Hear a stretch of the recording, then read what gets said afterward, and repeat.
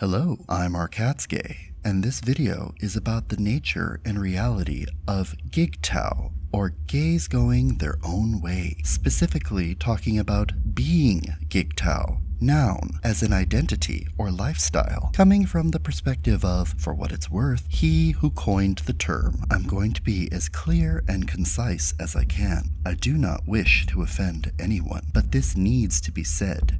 It is a message for those who identify as GGTOW and those who are curious as to what it even is. If you fall outside of this group, that's fine. There's probably nothing wrong with you. But just remember, it isn't for you. And if it offends you, you should probably work on that, because I really don't care. Let's start with the essential definition of GGTOW. Fundamentally, GGTOWs are homosexual biological men who positively accept their own maleness with the need to be with other biological males of their choosing, and further reject the prescriptive idea that they are part of or inherently need to be concerned with the greater LGBT community. That's how I define what I already see taking shape. If you see it differently, that's fine, but as I see it, you aren't GGTOW. We can debate how to practice it, the significance, or lack thereof, this idea has to your own life, but this is where we start from. If you use the word cisgender or cisnormativity non-ironically and believe that people who won't date trans people are transphobic, good for you, but you are not GGTOW, and I most likely don't care what you think. The reasons a man becomes a GGTOW are potentially very diverse, but probably stem from frustration with homophobia, which is rapidly becoming a huge problem again, but these days less from people thumping their Bibles and more from Tumblr Twitterites bathing in the steamy indignation of gender deconstruction and soy lattes inside the LGBT community, which I call the soup. After all, with all the current year talk about inclusion and diversity, what could be more problematic than a group of men who reject biological and trans women for sex? Why do you think terms like queer, pansexual, and non-binary are becoming so supposedly popular? Because they are extremely amorphous and vague, and by saying basically nothing specific about who this person is or seeks out could potentially apply to anyone. When you say you are gay or lesbian, you are saying quite clearly that you have an explicit preference, although need is really a better word, for your own sex. You won't get away with saying you're bisexual either, because right in the name bi, you are saying there are two genders. How transphobic.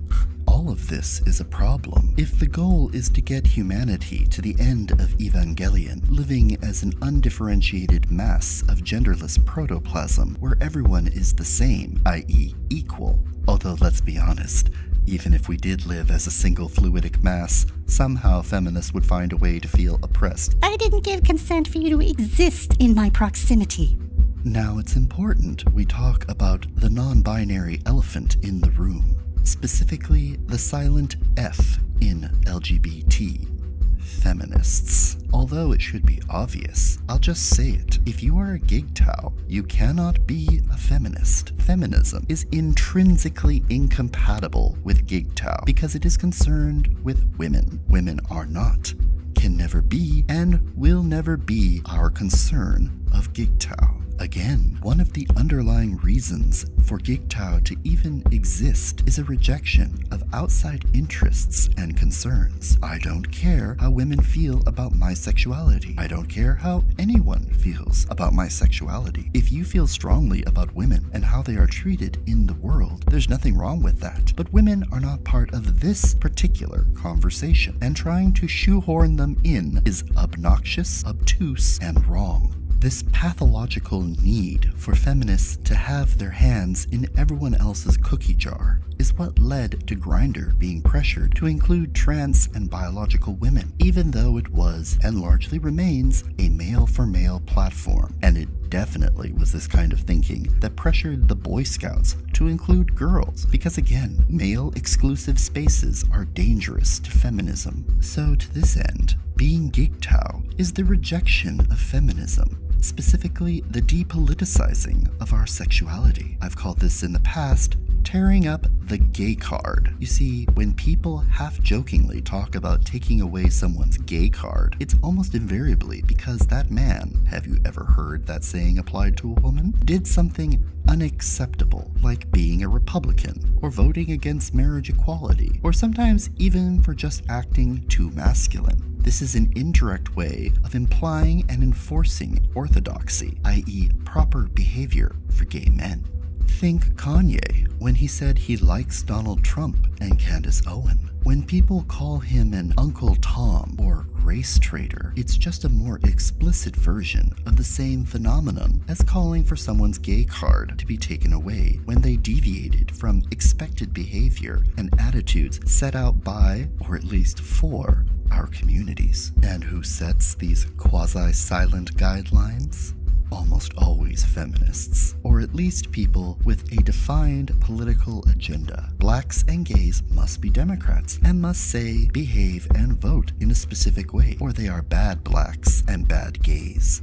Well, to be GGTOW is to give all of that the figurative or literal middle finger. Those voices don't speak for us. We do. To be GGTOW, to be a man, is to take responsibility for your own actions and live your life according to your own principles. LGBT activists are, at their core, about victimhood, about how we all suffer under insert current year socio-political babble here, and need to fight marginalization and oppression in whatever vague way they see fit. Have fun with that. I am a GGTOW, a gay man. I speak for myself. I act of my own accord and on my own interests. The rainbow is broken. The gay community has become as Ukraine to Russia, a sovereign, distinct nation with its own culture and history, forcibly absorbed by a foreign power that believes its authority and culture supersedes it and has spent countless years attempting to erase everything that made it original in the first place, trying to force them to accept its own values and culture instead, to the point where many not historically educated people believe they are essentially synonymous.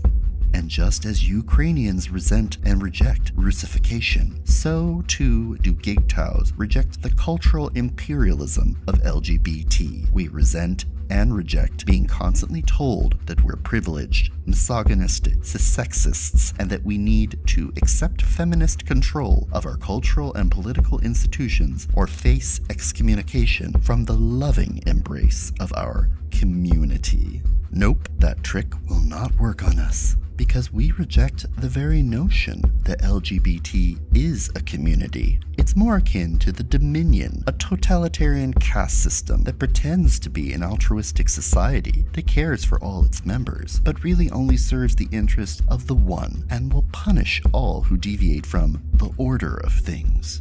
To those on the outside of the rainbow, or those who simply haven't been paying very close attention to the culture war inside our community, I imagine I sound like an unhinged extremist. I'm still waiting for someone to call me alt-right, which, aside from my indifference to race and my complete lack of desire to have children of any color, is laughable. When you look at my political compass, if I were any more centered, a Zen monastery would spontaneously form around me. I am not an extremist or anything of that nature. I am deeply concerned about what I see happening to gay men, and even more unsettled by how what is purported to be our community is treating us. So much so that I really don't believe there is a greater LGBT community, at least not one that I or my brothers wish to be a part of. In the beginning, maybe there was something, but it's gone now.